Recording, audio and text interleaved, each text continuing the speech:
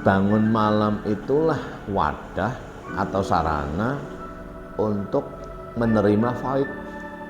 Nah, gampangannya ya seandainya boleh dianalogikan gitu, Allah itu nyebar rahmah, nyebar faid kepada makhluknya.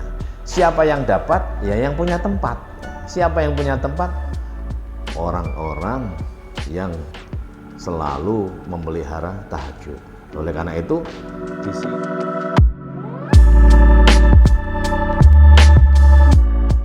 adalah tahajud.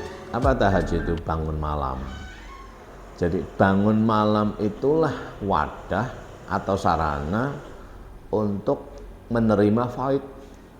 Nah, gampangannya ya seandainya boleh dianalogikan gitu, Allah itu nyebar rahmah, nyebar faid kepada makhluknya. Siapa yang dapat? Ya yang punya tempat. Siapa yang punya tempat? Orang-orang yang selalu memelihara. Karena itu di sini apa tahajud itu? Ya bangun malam. Apa bangun malam? Mulai jam 12 malam atau paling akhir jam 2 sudah bangun. Apa yang dilakukan? Ya apa saja. Tahajud itu pengertiannya kan bangun dari tidur. Bangun dari tidur, lakukan aktivitas yang positif. Apa itu? Ya apa saja. Kalau sholat sunnah namanya sholat sunnah tahajud. Kenapa? Sholat sunnah bangun malam. Kalau baca Quran namanya Quran tahajud. Nah, kan ada kan Quran tahajud itu. Kalau kamu nyapu-nyapu misalnya, ya nyapu-nyapu tahajud.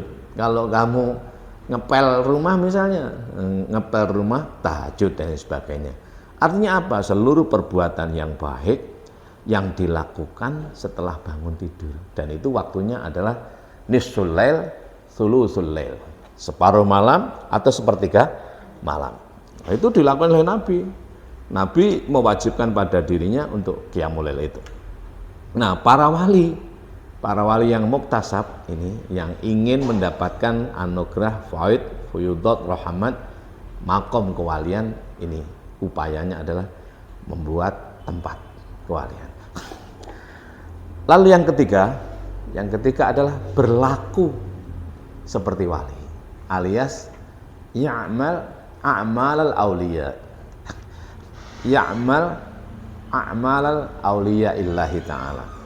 Melakukan pekerjaan-pekerjaan kewalian. Apa pekerjaan kewalian itu? Enggak mau berhenti. Setiap hari terus, setiap saat melakukan kebaikan. Tapi tentu wali Allah itu tidak bertentangan dengan syariah loh ya. Kepengen tahajud, kepengen kuat melek lalu minum obat misalnya obat terlarang lah, itu bukan wali Allah, itu wali setan. Kalau kuat melek itu alami.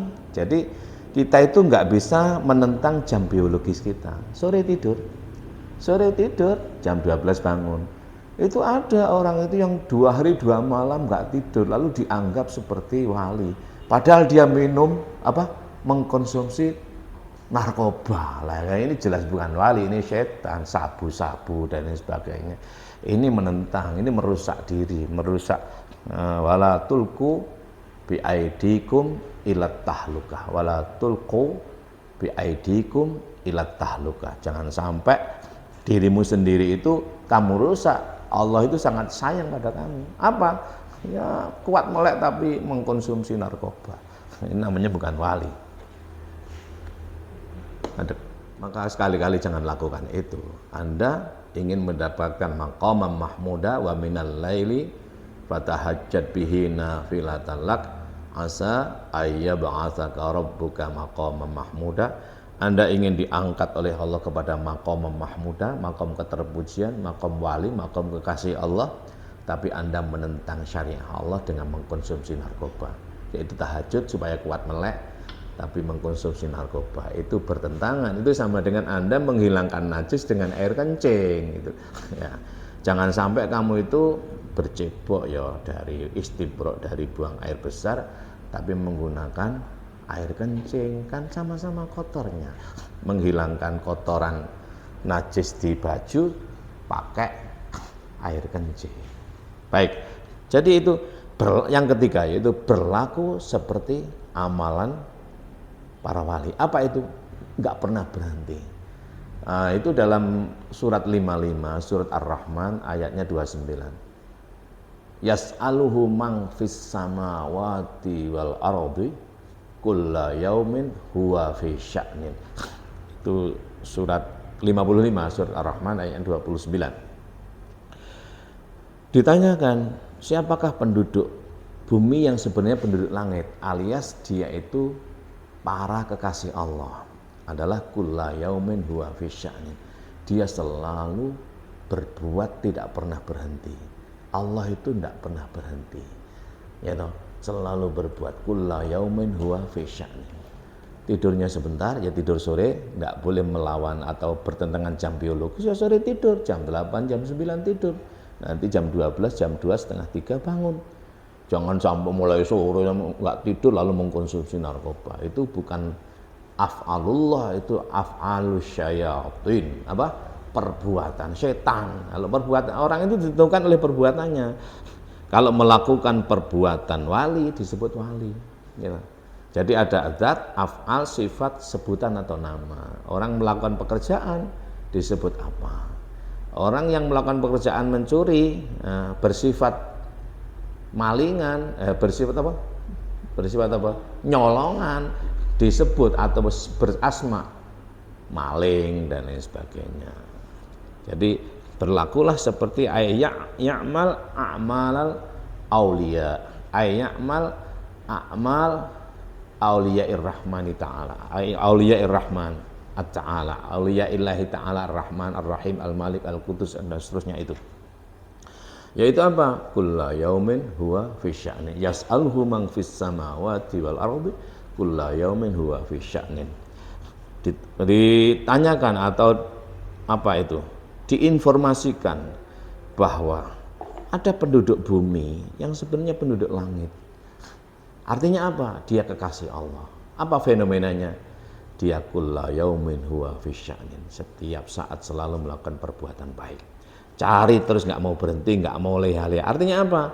Wali Allah itu bukan pemalas, bukan tidur melulu. Lalu kamu bangunnya jam 8, ya toh, dekok turu, ya toh. Malam tidur bangunnya jam 8, subuhnya bablas, ya toh. Ngalor ngidul golek amalan wali, kamu ya tambah gendeng. Baik. Jadi ada 4 tadi ya umumnya itu, yaitu muhtasab, muktasab, kemudian yang ketiga adalah membuat tempat dengan tahajud itu, dan yang keempat adalah ya'mal a'malal auliya. Ada 4 tahapan bagaimana orang itu Anda milih. Kalau muhtasab itu kan hadiah dari Allah, langsung jadi wali.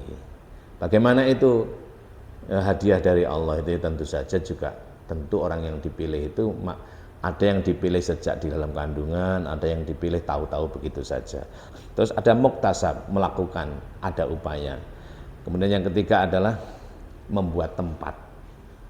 Membuat tempat, apa yang dimaksud? Tahajud. Dan yang terakhir adalah i'mal a'malal auliya, melakukan perbuatan-perbuatan wali. Sekalipun Anda bukan wali Allah, tapi kalau melakukan perbuatan wali Allah, Anda akan disebut sebagai wali Allah. Orang yang sukanya memberi, ya, memberi. Orang memberikan, berbuat kan? Memberikan, berbuat kan? Berarti bersifat apa? Dermawan. Bersifat dermawan, disebut apa sebutannya? Loman dan lain sebagainya. Jadi ada zat, af'al, sifat dan asma.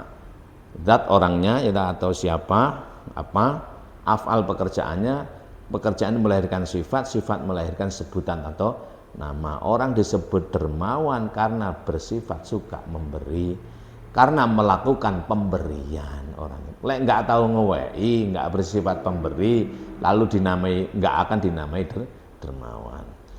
Kalau Anda bukan wali, asal Anda melakukan pekerjaan wali, maka adalah Anda wali Allah. Siapa yang nyebut Anda wali Allah? Ya Allah sendiri. Nggak perlu kan sebutan wali dari manusia. Kalau sebutan dari manusia itu kan kadang pas, kadang tidak. Apakah Anda wali atau tidak? Yang tahu dirimu sendiri. Apa urusan ukurannya? 4. Kalau Anda menjadi orang benar, sidik, Anda tidak khianat, Anda menjadi apa adanya tabligh dan Anda menjadi cerdas, Anda adalah wali Allah. Allah waliyul ladzina amanu yukhrijuhum minal zulumati ilan nur. Walladzina kafaru awliya'uhumut taghut yukhrijuhum minan nuri ila zulumat. Ulaika ashabun nar hum fiha khalidun. Inna waliyallahu alladzi nazzalal kitaba wa huwa yatawallas sholihin. Yang pertama tadi dalam surat Al-Baqarah, surat kedua ayatnya 257. Yang inna waliyallahu alladzi nazzalal kitaba wa huwa yatawallas sholihin itu surat Al-A'raf, surat ke-7 ayatnya 196. Itulah barangkali penjelasan tentang tahapan bagaimana kita bisa menggapai maqamat kewalian. Mudah-mudahan kita bisa menjadi kekasih Allah sekalipun orang lain menganggap apapun enggak perlu urusan dengan manusia, tapi berurusan dengan Allah dan yang tahu adalah dirimu. Wallahu minkum wallahul muwaffiq ila aqwamit thoriq. Assalamualaikum warahmatullahi wabarakatuh.